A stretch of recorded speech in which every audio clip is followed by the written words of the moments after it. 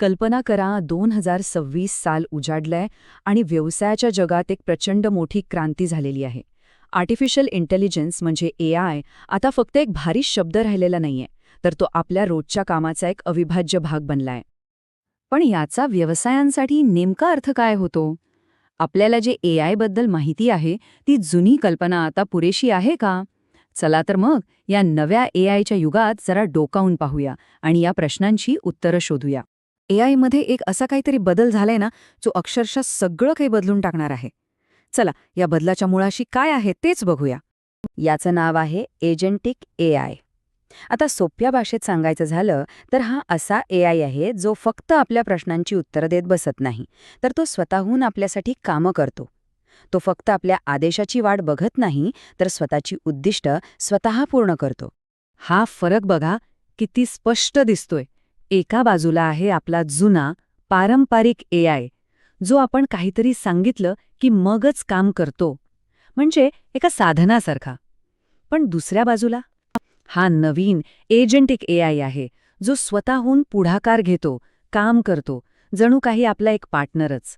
आणि हाच तो गेम चेंजिंग बदल आहे. ठीक आहे, हे सगळं ऐकायला तर खूपच भारी वाटतंय, पण 2026 मध्ये हे एजंटिक AI कामाच्या ठिकाणी नक्की काय करतंय? चला प्रत्यक्षात बघूया की व्यवसायांवर याचा कसा परिणाम होतोय. मार्केटिंग आणि सेल्सचं उदाहरण घेऊया. विचार करा, एक AI जे फक्त ग्राहकांचा डेटा तपासत नाहीये, नाही, तर ते स्वतःहून एक संपूर्ण मार्केटिंग मोहीम तयार करतंय. आणि एवढंच नाही, तर पुढच्या महिन्यात किती विक्री होईल याचा अंदाजही लावतंय. हे सगळं आता खरं घडतंय. आणि यामुळे होतंय काय, तर व्यवसायांची काम करण्याची पद्धतच मुळापासून बदलून गेली आहे. म्हणजे आता कंपन्या ग्राहकाच्या मागणीची वाट बघत बसत नाहीत, तर त्यांच्या गरजा काय असू शकतील याचा आधीच अंदाज बांधतात. हा खरंच खूप मोठा बदल आहे. हा बदल इथे अगदी सोप्या पद्धतीने मांडला आहे. बघा, आधी काय व्हायचं? ग्राहक यायचा, आपली गरज सांगायचा आणि मग कंपनी कामाला लागायची. पण आता AI आधीच सांगून टाकतं की ग्राहकाला पुढे काय लागू शकतं आणि कंपनी आधीच तयार असते. म्हणजेच प्रतिक्रिया देण्याऐवजी पुढाकार घेणे. पण एक मिनिट, मग या सगळ्यात माणसांचं काय, कर्मचाऱ्यांचं काय? तर इथेच तर एक नवीन आणि इंटरेस्टिंग गोष्ट समोर येतेय. ती म्हणजे माणूस आणि AI यांची एक नवीन भागीदारी. आणि ही भागीदारी काही छोटी मोठी नाहीये. हा आकडा बघा, तब्बल 40%. म्हणजे विचार करा, 2026 पर्यंत आपण जे व्यावसायिक सॉफ्टवेअर वापरू त्यातल्या जवळपास अर्ध्या सॉफ्टवेअरमध्ये हे AI एजंट्स असणार आहेत. केवढा मोठा आणि व्यापक बदल आहे हा. आणि याचा परिणाम? तो तर अगदी सरळ आहे. उत्पादकतेत प्रचंड वाढ. कारण जेव्हा माणूस आणि AI एकत्र मिळून काम करतात, तेव्हा कामं फक्त जलद होत नाहीत, तर ती अधिक चांगल्या आणि हुशारीने होतात. बरं, मग आता पुढचा मार्ग कसा आहे? या प्रवासात आपल्यासाठी फक्त संधीच आहेत की काही आव्हानंसुद्धा आहेत? चला यावर एक नजर टाकूया.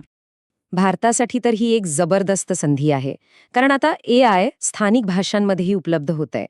याचा अर्थ हे तंत्रज्ञान फक्त मोठ्या शहरांपुरतं किंवा इंग्रजी बोलणाऱ्यांपुरतं मर्यादित राहिलेलं नाही. आता ते गावागावातल्या छोट्यातल्या छोट्या व्यवसायांपर्यंत पोहोचत आहे. ही खरंच एक खूप सकारात्मक गोष्ट आहे. पण थांबा, हे सगळं इतकं सोपं नाहीये. 3 गोष्टी आहेत ज्यांच्याकडे आपल्याला विशेष लक्ष द्यावंच लागेल. एक, आपल्या डेटाची सुरक्षा. दुसरं, या तंत्रज्ञानाचा वापर नैतिक पद्धतीनं होतोय ना हे पाहणं. आणि तिसरं, जे सर्वात महत्त्वाचं आहे, ते म्हणजे आपल्या लोकांना, आपल्या कर्मचाऱ्यांना ह्या नव्या तंत्रज्ञानासाठी तयार करणं. आणि शेवटी या सगळ्या चर्चेचं सार या एका वाक्यात आहे. जे व्यवसाय AI कडे फक्त एक मशीन किंवा एक टूल म्हणून पाहतील, ते मागे पडतील. पण जे त्याला आपला व्यावसायिक भागीदार म्हणून स्वीकारतील, तेच या नव्या युगात यशस्वी होतील. तर मग प्रश्न हाच उरतो की आपण या नव्या युगासाठी तयार आहोत का?